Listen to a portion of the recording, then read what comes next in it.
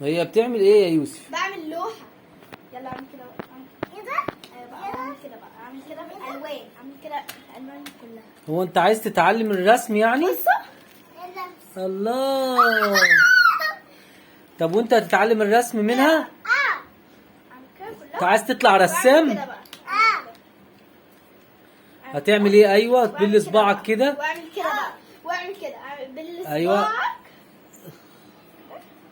يلا يلا بل صباعك وحطها في الورقة. برافو. يلا.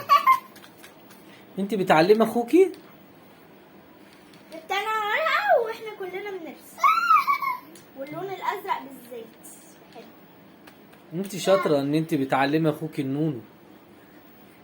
الوان الوان الوان الوان.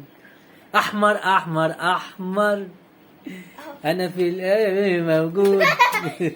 بص بص بص. وريهم هنا. دي بقى ايه هي بقى الصورة الجميلة دي؟ دي لوحة. ايه اللوحة اللي تعبر عن ايه؟ ده لوحة شخبيط. ايوه لوحة الوان.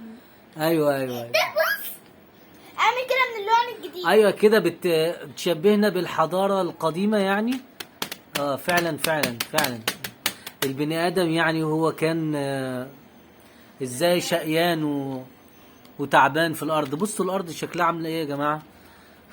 مع الفنانه ماريا والفنان يوسف. برافو. باي باي.